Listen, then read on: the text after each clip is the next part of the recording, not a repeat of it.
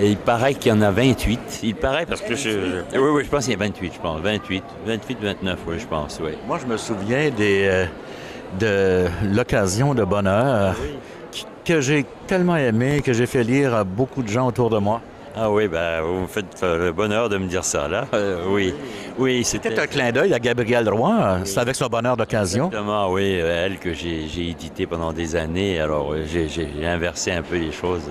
Vous avez été à la presse et vous parlez de l'éditeur Roger Lemelin et c'est tout à fait hilarant. Oui, Lemelin, oui, quand il est devenu membre correspondant de l'Académie Goncourt, oui.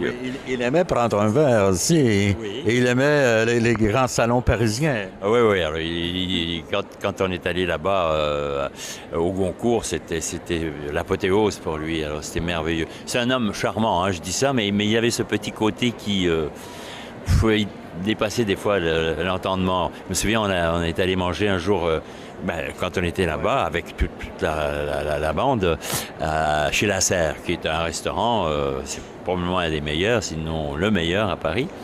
Et puis, on était là avec nos femmes, et nos épouses étaient là, puis à un moment donné, il y en a une qui a soulevé un petit cendrier qui était posé là.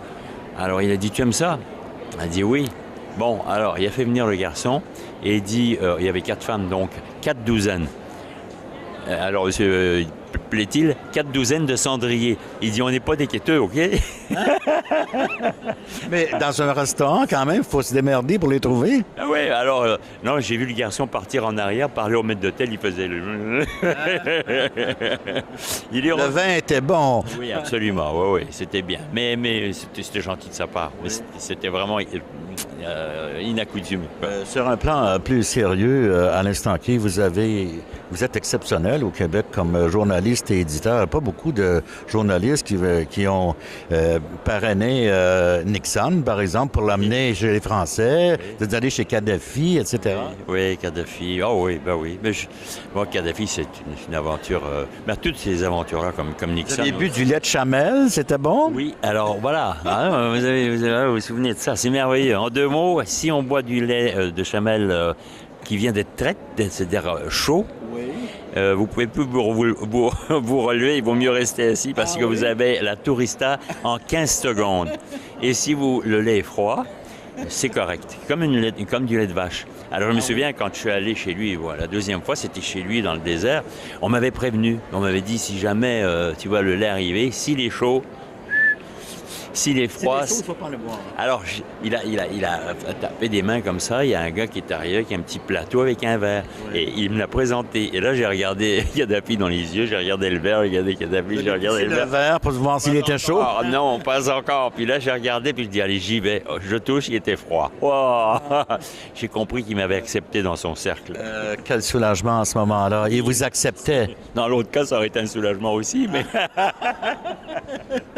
Oui. Non, mais c'est-à-dire qu'il vous acceptait dans son clan, là. C'était comme une marque. Ah oui, ça m'a rassuré, oui. Ah oui, je comprends. Vous êtes ici au Salon du Livre pour présenter quel ouvrage? Ah, là, c'est celui-ci.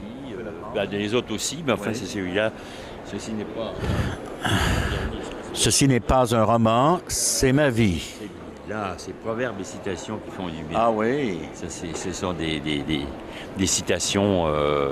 Quand vous ouvrez n'importe quelle page et vous lisez une citation, c'est supposé vous faire du bien. Hein? Proverbes et citations. Des citations, c'est tout du positif, évidemment. Oui, mais votre vie, à l'instant T, est loin d'être banale, avec tout le background de l'enfance, dans les camps, etc. Vous êtes un survivant, quand même. Oui, pareil, oui, c'est ça. Comment Dr. Cyrulnik appelle ça, je sais pas quoi, meurtre. Enfin, je sais que je suis un survivant, c'est certain. Oui. Moi, j'ai un livre chez moi, ça s'appelle Liberté, et il a été fait en forme de L. Exact, oui. C'est un L, oui, Liberté. Oui, je l'ai fait enfin. En fait, c'est le premier d'une série que je voulais faire. C'était livre, L-I-V-R-E. Alors, L, c'était pour liberté, I, c'était pour indépendance, V, c'était je sais pas pourquoi. Et puis, les libraires ont mal accueilli ça. Les libraires sont très, très classiques. Hein. La forme n'est pas banale, n'est pas régulière, on ne sait pas trop le placer. Quelqu'un qui devrait avoir l'esprit ouvert, c'est bien quelqu'un qui vend des livres, il me semble. Non, pas toujours. D'ailleurs, c'est la première fois que j'avais fait mon bouquin, en parlant de mon enfance, ça s'appelait J'aime encore mieux le jus de betterave. Oui. On a changé de titre quelques temps après. On a appelé Des barbelés dans ma mémoire. Parce qu'à chaque fois que j'allais en librairie, mon autobiographie, elle se trouvait dans les livres de cuisine. Mais ils comprennent strictement rien. Ça veut dire qu'ils n'y lisent pas. Bien, justement, Marie-France Bazot avait une émission à Télé-Québec. Il va y avoir du sport. Et puis, elle était listée dans les émissions sportives. Ben oui, c'est ça. On va pas plus loin. Ouais. Ben, même, j'ai un souvenir. Il y avait un journaliste qui était venu avec son photographe faire une interview sur la maison d'édition. Ça a été publié aux éditions En Homme à l'époque. Et puis... en partant, comme d'habitude, on disait, écoutez, prenez-vous un souvenir, choisissez-vous un livre, quoi. Alors, le journaliste s'est choisi un livre et le photographe a pris plus de temps. Finalement, il a sorti J'aime encore mieux le jus de betterave.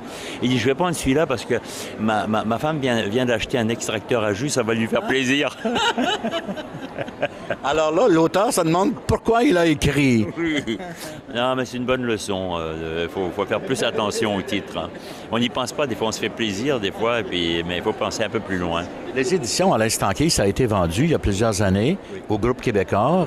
Oui. Et vous êtes toujours à la tête de cela ou si vous consacrez votre temps à l'écriture? Non, j'ai fait 42 ans, j'ai joué de ce piano-là. Le nom existe encore? Il existe toujours, oui, mais je n'ai plus rien à faire, non. Quand vous écrivez, est-ce que vous choisissez votre éditeur ou si ça va de soi? C'est les éditeurs qui me choisissent maintenant. Hein?